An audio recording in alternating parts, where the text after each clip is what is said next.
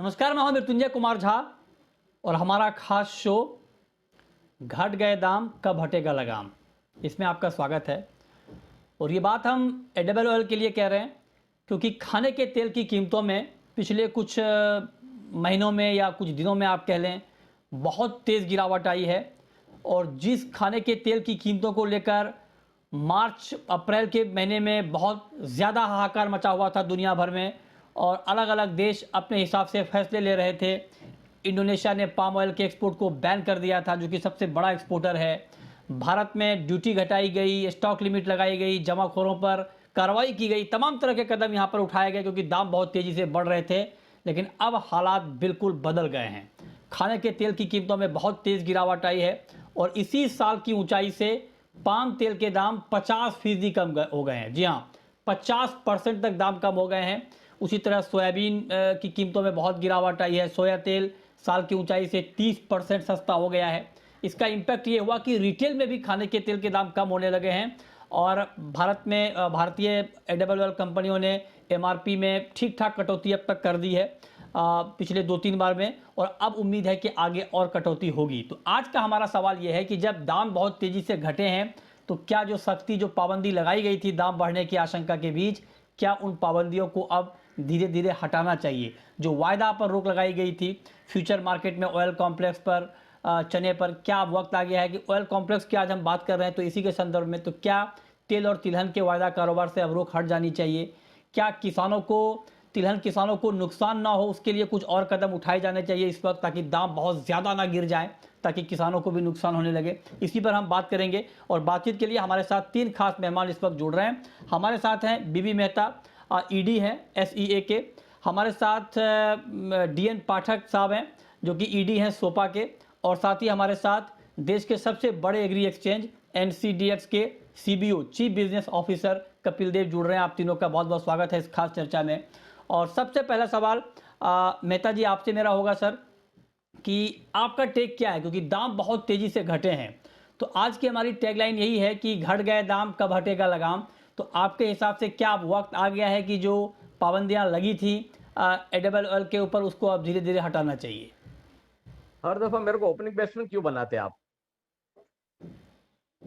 नहीं हेलो। नहीं, आप सर मतलब सबसे ज्यादा सीनियर हैं इस पैनल में, सबसे ज्यादा सीनियर आप हैं, नहीं इसीलिए सर। नहीं नहीं, तीनों तीनों जानकार आदमी है। मेरे कलीग पाठक साहब भी काफी जानकार आदमी है। जब भी आपने दो बिल्कुल तीन सर। चीज बात की हाँ। कि भाव कब कब थे। अगर आप देखें तो लास्ट 2 महीने में इंटर मार्केट कम से $600 से $700 पाम में नीचे गई है। सोया सनफ्लावर में $450-500 नीचे गई, सही बात है। उसके मुताबिक लोकल भाव में भी इतनी कटौती आ रही है, मगर जितनी भाव इंटर मार्केट में गिरते इतनी जल्दी यहाँ कटौती, उसका एक थोड़ा टाइम लेग है, 15-20-25 दिन का। तो मेरे ख्याल से जैसे और साथ में 2-3 चीज और ध्यान में रखनी चाहिए। एक तो रूपी डेप्रिसिएशन, उनका भी मार आज इंपोर्टर को पड़ रहा है। जो आज ₹80 के 79-80 रुपये रूपी डेप्रिसिएशन हुआ। स्टोरेज कंट्रोल ऑर्डर है, उसके लिए लोग डरते हैं, ज्यादा माल नहीं लेते हैं। वो भी एक ध्यान में रखना चाहिए। और हैजिंग फैसिलिटी नहीं है आपके पास, तो उसके लिए काफी लोगों ने लास्ट 2 महीने में काफी पैसा गंवाया है। वो भी एक ध्यान रखना चाहिए कि काफी जो हम्म। एक साल में शायद नहीं कमाया होगा उतना उससे दुगुना लास्ट 2 महीने में पैसा तोड़ा है कि अपनी हैजिंग फैसिलिटी ने, फ्यूचर ट्रेडिंग नहीं है। आज सीपीयू में बंद है, सोयाबीन में बंद है, उसके वजह से हैजिंग कहाँ करेंगे? और ओपन पोजीशन लेके जब भी आप करते हैं तो रिस्क तो है। जो बड़े हैं तो शायद हो सकता है कि कुलालमपुर में केएलसी में हेजिंग कर लिया होगा, बाकी छोटे कहाँ आ जाएंगे? तो वो भी एक हम्म। सोचना पड़ेगा। तो ऐसा नहीं कि हम्म। भाव गिरेगा तो पूरा फायदा। रुपये डेप्रिसिएट का आज जो 75-76 था आज से लास्ट ईयर का, आज ₹80 है। वो भी एक ध्यान रखना पड़ेगा। हम्म। और हाँ, डेफिनेटली अच्छा। मार्केट गिर रही है और उसका जी। बेनिफिट पास ऑन हो रहा है। सारे बड़ी बड़ी कंपनियों ने 20 हम्म। से 25 या 30 पर लीटर लास्ट 1 महीने में कम किया हुआ है, और आगे भी कम करेगा अगर भाव नीचे गिरेंगे हाँ। तो, क्योंकि ये मार्केट काफी ट्रांसपेरेंट है, वेरी राइट। कॉम्पिटेटिव है। और वो मार्केट में ऐसा आप नहीं बोल सकते कि हम्म। मैंने $1500 में लिया था इसके लिए मैं महंगा बेचूंगा। वो तो आपको जो हम्म। मार्केट के रेट चला हम्म। उसमें बेचना पड़ता है, उसमें आपके पास चॉइस नहीं है। हाँ जी। Right right sir. ये आपने बहुत महत्वपूर्ण बात कही। मतलब आपने कुल मिलाकर ये कहा कि हेजिंग का प्लेटफॉर्म अभी उपलब्ध नहीं है, जिससे नुकसान भी ट्रेडर्स को हो रहा है। अब पाठक जी आप बताइए सर, क्योंकि आप सोयाबीन के मार्केट को बड़ा क्लोजली ट्रैक करते हैं और सोयाबीन के सबसे बड़े एसोसिएशन को आप रिप्रेजेंट कर रहे हैं, और सोयाबीन की कीमतों को लेकर भी बड़ा हल्ला मचा था जब 10,000 रुपये तक सोयाबीन के दाम चले गए थे, तो बहुत उस समय चर्चा हो रही थी और वायदा बैन करने की डिमांड बहुत जोर शोर से उठाई जा रही थी। अब बताइए सर, क्या आपको लगता है कि सोयाबीन किसानों के हित को ध्यान में रखते हुए एक प्लेटफॉर्म आ जाना चाहिए फ्यूचर का, फिर से दोबारा वायदा कारोबार सोयाबीन का, सोया तेल का शुरू हो जाना चाहिए सर? पाठक जी। इतना सिंपल नहीं है सवाल। एक्चुअली पहले तो मैं ये कहूंगा कि प्राइस डिस्कवरी और रिस्क मैनेजमेंट के लिए फ्यूचर्स मार्केट होती है, होनी चाहिए और बनी रहनी चाहिए ना। ये कहने के बाद मैं ये कहना चाहता हूँ कि पिछले साल जो हुआ, जो रनअवे वोलेटिलिटी सोयाबीन फ्यूचर्स में देखी गई, वो कहीं ना कहीं उसकी वजह ये रही कि कुछ मार्केट प्लेयर्स, कुछ रिगर्स, कुछ स्पेकुलेटर्स, कुछ अनहेल्दी प्रैक्टिसेस उसमें काम कर रही थी, जिसकी वजह से सरकार को ये फैसला लेना पड़ा कि इसको रोकने का और कोई उपाय नहीं है। ये बड़ा अनफॉर्चुनेट है कि इंडस्ट्री की जो कंसर्न्स थी, जो हमने बार बार सेबी के पास पहुंचाई, एनसीडीएक्स को हमने बहुत बार रिक्वेस्ट किया, सजेशन दी, जैसे 6% मार्जिन था, हमने बोला इसको कम करिए, कई सारी सजेशन दी, लेकिन शायद थोड़ी अप्रिसिएशन ना सेबी को समझ में आई, या उन्होंने सोचा नहीं, देखा नहीं, ना एनसीडीएक्स ने हमारी बात को ठीक से सुना, और ये मार्केट ऐसे रनअवे अलाउ किया। मैं कुछ मुझे थोड़ा टाइम दीजिए, स्टैटिस्टिक्स बताना चाहता हूँ आपको। 15 अप्रैल और 20 अप्रैल 2021 के बीच में 15.6% मार्केट बढ़ी सोयाबीन की प्राइस, 5 दिन में 15%। 20 अप्रैल से 26 अप्रैल के बीच में 14% मार्केट फिर डाउन हो गई। यानी पहले 5 दिन में 15% बढ़ी, फिर अगले 5 दिन में 15% डाउन हुई। 22 जुलाई से 27 जुलाई के बीच में मार्केट जो है वो 17.5% बढ़ी। एक दिन पूरी तैयारी के साथ आए हैं सर आज आप। 6% डाउन हुई। सब मिला के 29 और 30 जुलाई के बीच में मार्केट फिर से 12% बढ़ी। अब मेरे पास और बहुत सारी ऐसी स्टैटिस्टिक्स हैं, मतलब ये इस तरह की बहुत सारी चीजें हैं जहां एक दिन में मार्केट 6% बढ़ी, अगले दिन 6% बढ़ी, उसके अगले दिन 6% कम हो गई, फिर 11% बढ़ी। अब मुझे ये समझ में नहीं आता, या मैं शायद गणित नहीं समझता हूँ कि ये फंडामेंटल्स या मार्केट के हिसाब से चलने वाली बात कैसे हो सकती है। ये हमने सारा बताया, एनसीडीएक्स के पास डेटा है, हमसे ज्यादा डेटा है, लेकिन इसको एनसीडीएक्स ने अप्रिशिएट नहीं किया, सेबी ने भी अप्रिशिएट नहीं किया, और ये डेटा को मैं अपनी जेब से निकाल के नहीं ला रहा हूँ, ये पब्लिक डोमेन में डेटा है। ठीक है पाठक जी, आपने जो आंकड़े रखे हैं उन आंकड़ों पे तो खैर बात हुई भी है, और जब ये हो रहा था, जिन आंकड़ों का भी आप जिक्र कर रहे हैं, जब ये हो रहा था उस समय हम लगातार कवर भी कर रहे थे इसको। ठीक है, आपने जो चिंता जाहिर की है, और उस पर तो जवाब देने के लिए हमारे साथ इस वक्त एनसीडीएक्स के सीबीओ कपिल देव भी हैं। कपिल जी आप बताइए, क्योंकि जब भी दाम बढ़ते हैं तो गाज गिरती है एक्सचेंज के ऊपर और उन कमोडिटीज़ के ऊपर जो महंगाई से जुड़ी हुई है, और हुआ भी पिछले साल भी यही हुआ। अभी पाठक जी कह रहे हैं कि ठीक से एड्रेस आप लोगों ने सोयाबीन को लेकर के कंसर्न को एड्रेस ठीक से नहीं किया, लिहाजा बैन भी हुआ और बाकी चीज़ें भी हुई। आपको लगता है कि अब मार्केट दुरुस्त है सर? अब अगर प्लेटफॉर्म पे आ जाए सोयाबीन अभी तो कोई दिक्कत नहीं होगी? आप लोग तैयार हैं, मार्केट तैयार है? थैंक यू मृत्युंजय जी। देखिए, मैं 2-3 बातें बोलूंगा। पहले तो जो लास्ट ईयर है वो एक अनप्रेसिडेंटेड ईयर था सभी कमोडिटीज के लिए। अगर आप वॉलेटिलिटी का डेटा देखेंगे, एग्री कमोडिटीज हो, नॉन एग्री कमोडिटीज हो, एक्सचेंज ट्रेडेड कमोडिटीज हो या नॉन एक्सचेंज ट्रेडेड कमोडिटीज हो, सब में वॉलेटिलिटी हमने लगभग डबल होते हुए देखा है। और सोयाबीन और सोया ऑयल भी उसी का एक पार्ट था जिसमें बहुत सारे कारण की वजह से प्राइसेस मूव हुए। दूसरी बात कि क्या ये सही टाइम है? एज ए एक्सचेंज हमारा कहना ये है कि फ्यूचर्स हमेशा चलता रहना चाहिए। प्राइसेस एक ऐसा प्लेटफॉर्म है जो एक सिग्नल देता है मार्केट को, जो इन्फॉर्म करता है, जो बताता है कि अभी क्या हो सकता है। जस्ट फॉर एग्जांपल, में जब अभी पाठक जी ने बात की है कि प्राइस मूव हुए, 2 दिन में 10% मूव हुए, एक पॉइंट इंपॉर्टेंट वहां पे समझने के लिए हमेशा ये है कि उस टाइम पे स्पॉट प्राइसेस चाहे वो प्लांट के प्राइसेस हो, चाहे वो सोपा के खुद के प्राइसेस हो, वो ज्यादा थे फ्यूचर्स प्राइसेस से। तो कहीं ना कहीं ये कुछ सेलेक्टिव चीजें हैं जो कि एक्सचेंज के लिए बोले जाती है, but anyways let's not go into that. हमारा कहना ये है कि वॉलेटिलिटी जो बढ़ी थी वो सभी कमोडिटीज में कुछ एक्सटर्नल कुछ ग्लोबल फंडामेंटल की वजह से बढ़ी थी। अभी वॉलेटिलिटी कंट्रोल हो गई है सभी कमोडिटीज में, सिर्फ ऑयल सीड में नहीं, बाकी कमोडिटीज में भी। और हमें लगता है कि मार्केट को इन्हीं चीजों को मैनेज करने के लिए डेरिवेटिव्स मार्केट की जरूरत होती है, और सही गलत के टाइम नहीं है, ये मार्केट होना ही चाहिए, इसको बंद करने का कभी सवाल आना ही नहीं चाहिए। अच्छा, तो आप कह रहे हैं कि निश्चित तौर पे एक बार फिर से वायदा को शुरू करना चाहिए और ये अच्छा प्लेटफॉर्म है। आप कह रहे हैं कि जो मार्केट में उतार चढ़ाव था, जो वोलेटिलिटी थी, वो कुछ ग्लोबल कारणों से थी और कुछ अपने कारणों की वजह से।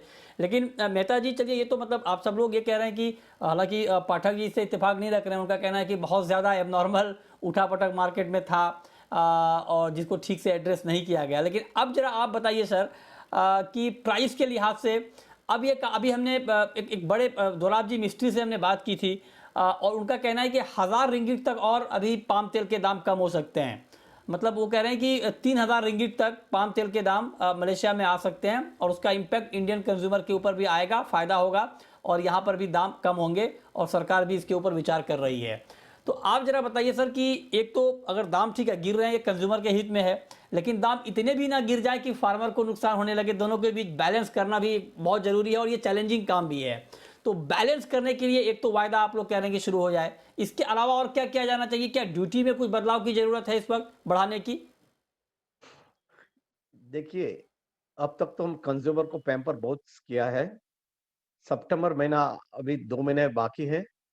जब ये नए क्रॉप आएगा और जो सोइंग का रिपोर्ट आ रहा है और बारिश के जो रिपोर्ट आ रहे हैं कि भाई we may be harvesting the record crop once again, और तभी जो क्रॉप संभालने के लिए और किसान को सही दाम देने के लिए गवर्नमेंट को सोचना पड़ेगा क्या करे। मगर अभी जो टीआरक्यू जो रिलीज कर दिया है 2 मिलियन सोयाबीन का, उसकी वजह से गवर्नमेंट अपने आप से जो था वो कुछ हाथ में नहीं है। वो तो 0% ड्यूटी में सोयाबीन आएगा, सोयाबीन ऑयल। तो कैसे संभालेंगे वो हमारे लिए भी चिंता करते हैं। हम भी चाहेंगे भाई गवर्नमेंट कुछ रास्ता निकाले कि इतने दाम नहीं गिर जाए, ताकि हमारे किसान भाई को भी तकलीफ हो। जो अभी 2 साल से एरिया एक्सपांड कर रहा है और उसमें जो एक स्पीड आई है उस पर रुकावट नहीं आए, वो जरूरी है। दूसरा आपने बताया जो प्राइस इतनी गिरी है, दोरा भाई का आपने भी कोट किया। दोरा भाई तो वर्ल्ड वाइड एक्सपर्ट है। हम भी थोड़े सहमत है कि प्राइस और गिरेगी, क्योंकि palm oil is a high cycle production area में दाखिल हो रहा है। उसका मतलब प्रोडक्शन ग्रोथ ज्यादा है और availability of CPO would be higher than normal, जी, वो एक है। और इंटरसेप्ट क्रॉप में जो ओके, अगर देखिए तो कम से कम 35 मिलियन टन का क्रॉप ज्यादा आने की समझ, उसमें सोया आ गया, सनफ्लावर आ गया, बाकी सब मिला के तो वहां से भी 6 से 7 मिलियन टन एडिशनल तेल मिल जाएगा आपको। ये सब फैक्टर साथ में हम राइट गिने सर, तो definitely supply is comfortable, supply is comfortable है हाँ, और इसके वजह से ओके, प्राइस पे प्रेशर उसका रहेगा ओके, ही। Right, right. आप कह रहे हैं कि दाम और गिरेंगे, लिहाजा कुछ कदम उठाए जाने चाहिए। छोटा सा ब्रेक लेंगे और ब्रेक के बाद हम ये जानने की कोशिश करेंगे कि इस वक्त तत्काल प्रभाव से क्या कुछ और कदम उठाए जाने चाहिए और अगर वायदा फिर से नहीं आता है तो इसका क्या इम्पैक्ट हो सकता है। इस पर बात ब्रेक के बाद आप बने रहिए हमारे साथ।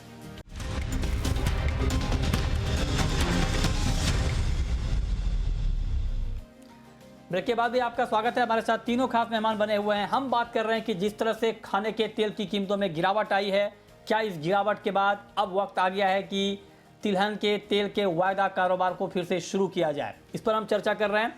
हमारे साथ तीनों खास मेहमान बने हुए हैं। पाठक जी, अब एक बात सर मैं आपसे पूछना चाहता हूं कि आपने जो आंकड़े गिनाए, ठीक है, उन आंकड़ों के ऊपर बातचीत हुई भी है, लेकिन आपको नहीं लगता कि एक हेजिंग का प्लेटफॉर्म इस वक्त होना चाहिए? नहीं तो जिस तेजी से दाम गिर रहे हैं या मार्केट में उठापटक है, उससे उन लोगों को नुकसान होगा जो तेल और तिलहन के कारोबार से जुड़े हुए हैं, उन किसानों को नुकसान होगा जो खेती कर रहे हैं तेल और तिलहन की। देखिए, हेजिंग का प्लेटफॉर्म बिल्कुल होना चाहिए, प्राइस डिस्कवरी का प्लेटफॉर्म भी होना चाहिए। अगर सरकार इसको शुरू करना चाहती है तो मैं फिर से कहूंगा कि ये जो बड़ा कॉम्प्लेसेंट एटीट्यूड है, जैसे मैंने जो आंकड़े दिए उस पर अभी भी देखिए, जवाब हर बात का होता है। स्टैटिस्टिक्स जो है ना, वो दुनिया की सबसे बड़ी झूठी चीज है। आप उसको कैसे पेश करते हैं, उससे आप किसी को सही साबित कर सकते हैं, गलत साबित कर सकते हैं। तो हेजिंग का इसका होना चाहिए। सोपा के मेंबर्स का मानना, मैंने आज ही एक पोल किया है जिसमें एक डिवाइडेड हाउस है। हमारे बहुत सारे प्रोसेसर्स का मानना है कि बाकी सब चीजों में वायदा बाजार होना चाहिए, सोयाबीन को अभी ना छेड़ा जाए, छोड़ दिया जाए। और मेरे बहुत सारे मेंबर्स का मानना है कि सोयाबीन और पूरे सोयाबीन सेक्टर में हेजिंग और प्राइस मैकेनिज्म के लिए सोयाबीन का वायदा शुरू होना चाहिए। ये एक सोपा का मैं आपको बता रहा हूँ क्या व्यू है, इसको होना चाहिए या नहीं होना चाहिए। तो आप ये दोनों तरफ की बात है, मेरे पास कोई एक सिंपल जवाब नहीं है सोपा की तरफ से कि होना चाहिए कि नहीं होना चाहिए। मेरे मेंबर्स की व्यू दोनों तरफ है, होना भी चाहिए, कुछ कहते हैं, कुछ लोग कहना कि नहीं होना चाहिए। नहीं, अगर अगर आप नहीं मेहता जी, ठीक, पाठक जी, आप जो बात कह रहे हैं ठीक है, वो सोपा की अपनी राय। मैं अगर आपसे डायरेक्टली पूछूं, आप क्योंकि सोपा के ईडी हैं और सोपा को रिप्रेजेंट कर रहे हैं इस वक्त, अगर मैं आपसे पूछूं कि क्या सोयाबीन का वायदा कारोबार एक्सचेंज पर दोबारा शुरू होना चाहिए, हाँ या ना सर? नहीं, मतलब जी आप मेरा व्यू नहीं जान पूछ सकते इसमें, क्योंकि मेरा व्यू सोपा का व्यू है, जो कि मैंने बता दिया कि सोपा के मेंबर्स का डिवाइडेड व्यू है। कुछ लोग कहते हैं होना चाहिए, कुछ लोग कहते हैं नहीं होना चाहिए। तो मैं इसमें हाँ या ना को डीएन पाठक अच्छा, का व्यू होगा। आपको अगर लेटर लिखना हो, नहीं सर, अगर आपको सेबी को या एक्सचेंज को लेटर लिखना हो, पाठक जी, लेटर लिखेंगे तो वहां क्या लिखेंगे कि शुरू करें या नहीं करें, क्या लिखेंगे? मैं सेबी को ये लेटर लिखूंगा कि ऑयल में शुरू कर दीजिए, मील में शुरू कर दीजिए। शायद मुझे फिर से अपने मेंबर्स पर एक बार फिर जाना पड़ेगा अगर कोई चिट्ठी लिखनी हो। आज का जो हुई है मैंने आपको बता दिया है, हम जो भी लिखेंगे फिर से एक बार पूरी मेंबर्स के साथ चर्चा करके ही लिखेंगे। आज जो भी वो मैंने बता दिया, अगर चिट्ठी लिखने की नौबत आएगी तो हम डेफिनेटली अपने मेंबर्स के एक बार फिर मीटिंग कॉल करेंगे, फिर उनसे, क्योंकि सिचुएशन रोज चेंज होती है। अभी जैसे मेहता जी ने बताया प्राइसेस इतनी गिर तो सर, गई मतलब हैं, एक छोटा सवाल पाठक जी, एक छोटा सवाल आपसे ये कि आप लोगों को झिझक क्यों है, मतलब आपत्ति क्यों है, आप ये क्यों नहीं खुलकर ये बोल पा रहे हैं कि, मतलब मैं आपसे बहुत पॉजिटिवली ये सवाल पूछ रहा हूँ, इसलिए पूछ रहा हूँ क्योंकि एनसीडीएस के सीबीओ हमारे साथ हैं। अगर मान लीजिए आपका कोई सुझाव है, आपको लगता है कि हाँ यहाँ पर दिक्कत है, तो आप ये बताइए और मैं उनसे पूछूंगा कि क्या ये दिक्कतें अभी हैं या इसको आप दूर कर रहे हैं। तो आपको झिझक कहाँ पे है, आपको दिक्कत कहाँ पर लग रही है वायदा शुरू होने में? मैं दिक्कतों पे आता हूँ। अगर सोयाबीन का और ये वायदा बाजार ऑयल फाइल का शुरू होता है तो सबसे पहले ये सुनिश्चित करना पड़ेगा कि पिछले साल क्या हुआ और वो कैसे नहीं हो, और उस पर जितने भी कंसर्न्स हैं जो पहले बताए गए, जो आज बताए गए, और जो डेटा और स्टेटिस्टिक्स इनके पास है, एससीडीएस के पास, वो हमारे पास नहीं हो सकता। सेबी के पास तो सारा डेटा होता है। उसको देख के एक बिल्कुल ऐसा तय करना पड़ेगा कि इस तरह की कारोबारी जैसे पिछले साल हुई अभी नहीं हो। अगर आपको लगता है कि मार्जिन मनी ज्यादा है तो कम किया जाए, और रिएक्शन टाइम बहुत कम करना पड़ेगा। ठीक है, जहां ठीक है, से भाग रही होती पूरी नोटेड सर, रिएक्शन टाइम अच्छा हो तो फिर, नोटेड, और अगर फायदा नीचे चलेगा तो सबका फायदा होगा, उसमें ठीक कोई है। डाउट नहीं है। ये बहुत महत्वपूर्ण सुझाव हैं। कपिल जी, क्या जो सुझाव सोपा के ईडी दे रहे हैं, क्या उन बातों को आप लोगों ने ध्यान में रखा है या उनको सॉर्ट आउट कर लिया गया है सर, या वो दिक्कतें अभी भी हैं? नहीं, देखिए, सुझाव हमेशा हमें मिलते रहते हैं और हम उनको हमेशा कंसिडर करते हैं, चाहे वो मार्जिन के लिए हो, चाहे वो पोजीशन लिमिट के लिए हो, चाहे वो प्राइस सर्किट के लिए हो। और हमने सर्किट ऑलरेडी रिवाइज कर भी दिया था जिसके लिए पाठक जी ने बोला है, और पाठक जी हमारे चेयरमैन है पीएसी के, तो सारे पॉइंट वहां पर डिस्कस होते हैं और उसके बाद जो एक डिफाइंड प्रोसेस है, जो रेगुलेटरी प्रोसेस है, उसको फॉलो करते हुए हम चेंज कमोडिटीज में लाते हैं। रही बात अभी क्या करेंगे, तो अभी जब दोबारा से हमें अप्रूवल मिलेगा इसको लॉन्च करने के लिए दिसंबर में, तो डेफिनेटली जो करंट अभी फंडामेंटल्स हैं, करंट क्रॉप की कंडीशंस है, जिस तरीके से फिजिकल मार्केट है, प्राइस लेवल्स हैं, वॉलेटिलिटी कितना है, उसके बेसिस पे दोबारा से सब कुछ डिफाइन होगा और उसके बाद एक कॉन्ट्रैक्ट लॉन्च किया जाएगा। सो आई थिंक जो भी फीडबैक है कमोडिटीज से रिलेटेड या उसके फंडामेंटल से रिलेटेड या कोई ऐसे पॉइंट्स हैं जहां पर कंसर्न रहा है, वो डेफिनेटली एड्रेस किए जाएंगे जब हम इन कमोडिटीज को रिलॉन्च करेंगे। Okay, okay. आपने कहा कि दिसंबर में अप्रूवल मिलेगा, तो ये कंफर्मेशन आ गया है क्या आपके पास कपिल जी? नहीं, मींस जो जो सस्पेंशन है वो दिसंबर तक है, तो वी आर पॉजिटिव दैट कि दिसंबर अच्छा, का जो सस्पेंशन है that will not be extended because of कुछ ऑल द रीजन बातचीत जो हुई आपने है अभी क्या, बताया कुछ कि बातचीत? नहीं, मतलब हाँ, हाँ, नहीं, कुछ कुछ मिनिस्ट्री में या कुछ सेबी में आप लोगों की बातचीत चल रही हो, या आप लोगों ने उसको पिच किया हो स्ट्रांगली कि हाँ वो एग्री के वायदा को शुरू किया जाए, कुछ इसको लेके प्रोग्रेस कपिल जी? नहीं, देखिए हमारा पिच हमेशा से ये रहा है कि एक्सचेंज में अगर कमोडिटीज है तो वो सभी स्टेक होल्डर्स के लिए बेनिफिटेड है। काफी एनालिसिस हमने की है क्योंकि हमारे पास डेटा है कि जो एक्सचेंज में ट्रेडेड कमोडिटीज हैं, चाहे वो ऑयल सीड में अगर मैं बात करूं तो चाहे मस्टर्ड ऑयल हो, सोयाबीन ऑयल हो या ग्राउंड नट है, और वो कमोडिटीज जो एक्सचेंज में ट्रेड हो रही है उनकी वॉलेटिलिटी कंपैरेटिवली बहुत कम है। तो कहीं ना कहीं एक ट्रांसपेरेंट सिस्टम वॉलेटिलिटी को रेगुलेट करने में या मैनेज करने में हेल्प करता है। और जितनी ट्रांसपेरेंसी बढ़ती है, अगर प्राइस कुछ इस तरह के मूव होते हैं जहां पर किसी भी एक साइड का कंसर्न है तो वो हेज कर सकते हैं। तो ये सब डेटा हमने तैयार किया है, उसको फर्दर एनालाइज किया है और हमने जो भी रेलेवेंट स्टेक होल्डर है उनको दिया है ठीक और है, डिस्कशन हमारा शुरू है। ओके, ठीक है। अब मेहता जी आपसे एक सवाल सर, कि मतलब बहुत ही पर्टिकुलर सवाल आपसे मेरा इंपोर्ट ड्यूटी को लेकर के है। क्या आपको लगता है कि इंपोर्ट ड्यूटी रिवर्स होना चाहिए, अभी लगना चाहिए, ताकि प्राइसेस जो हैं वो एमएसपी के नीचे ना चले जाएं? नहीं, अभी तो प्राइसेस एमएसपी से काफी ऊपर है। वो डर नहीं, अभी डर नहीं है। हाँ जो हाँ डर है सितंबर जब ये हाँ। नए क्रॉप आएंगे तब का सवाल है। और जैसे इंटरेस्ट मार्केट में दाम गिर रहा है, और जैसे दोरा भाई ने भी बोला कि और 1000 रिंगिट निकल जाएगा, मतलब हमसे कुछ $200 और पाम ऑयल में निकल जाए तो उसकी इम्पैक्ट अपने लोकल प्राइस पे, डोमेस्टिक प्राइस पे आएगी। तो तभी सोचना पड़ेगा। पर सोच के क्या करेंगे, आपके हाथ में तो कुछ है नहीं। इसके लिए चिंता का विषय यही कि अगर हाँ, प्राइस इतनी गिर गई है और तभी आप हमारे हाथ क्या में सोचना एक्शन है ले सर। सकेंगे, अभी आप क्या एक्शन ले सकते हैं। दूसरा, मैं थोड़ा एक जो आपके फ्यूचर की मैं क्या बता सकता हूँ, थोड़ा मैं फ्यूचर में जो आप बात कर रहे थे बिल्कुल पाठक जी, बिल्कुल और सर। हम्म नहीं, फ्यूचर भाई, फ्यूचर ट्रेडिंग जरूरी है, सपोर्ट करता है और प्राइस जैसे मैकेनिज्म है। मगर लास्ट ईयर जो गलती हुई है, हम्म गलती का एहसास करके फिर से हम्म गलती दोबारा नहीं हो, पहले वो ध्यान देना चाहिए। जब भी आप 6% की सर्किट लगा थी, 10,000 भाव पे 6% की सर्किट, मतलब एक दिन में 600 रुपये ऊपर जाए फिर भी आप कुछ नहीं करते थे, वो गलती नहीं होनी चाहिए। सर्किट ब्रेकर ऐसा होना, आज 4,000 रुपया के सोया नहीं था और 4 जगह मस्टर्ड नहीं था, 10,000 रुपया पे अगर 6% की हम्म सर्किट थी, तो definitely it hurt the large number of factory. काफी फैक्ट्रियों को तकलीफ हुई है। और इसके लिए जो पाठक जी बोल रहे कि डिवाइड ओपन, वो सही है, क्यों डिवाइड है, इसके लिए कि लोगों ने काफी नुकसान उठाया उधर वो वक्त में। इसके लिए थोड़ा विश्वास कम हुआ है। तो एनसीडीएक्स को ये करना पड़ेगा कि भाई फिर से कैसे विश्वास संपादन करे। As an industry we are with the NCDEX for hmm reopening of the future contract for soybean हो, सोयाबीन ऑयल हो, ये तो सीपीओ हो। We are 100% supporting right. And that is needed also. क्योंकि जो आज ओके। हमारे 2 महीने में मेंबर जो इम्पोर्टर ने पैसा गवाया है, अनबिलीवेबल, इतनी पैसा लॉस हुआ है क्योंकि हेजिंग फैसिलिटी नहीं थी। अगर हाँ, हेजिंग फैसिलिटी ठीक है। होती तो बच जाते थे। तो इसके लिए okay. Again we are supporting 100% ये फ्यूचर ये ट्रेडिंग बहुत ऑन। देखिए, बिल्कुल बिल्कुल सर। ये कपिल जी देखिए, मतलब पैनल में जो लोग भी हैं वो फ्यूचर के खिलाफ नहीं है, लेकिन उनका कहना है कि जो दिक्कतें हुई थी वो दिक्कत दोबारा ना हो, जो गड़बड़ी हुई थी वो गड़बड़ी दोबारा ना हो। तो ट्रेडर का, हेजर्स का भरोसा बढ़े, किसानों का भरोसा बढ़े आपके प्लेटफॉर्म पर, इसको लेकर आप लोग अपनी तरफ से कुछ नया कर रहे हैं क्या कपिल जी? नहीं, देखिए मैं एक बात बोलूंगा मृत्युंजय जी कि अगर आप कहीं के भी फ्यूचर्स मार्केट में देखेंगे तो जितने चेंज इंडियन फ्यूचर्स मार्केट में because of its unique nature होते हैं, शायद वो कहीं नहीं होते हैं।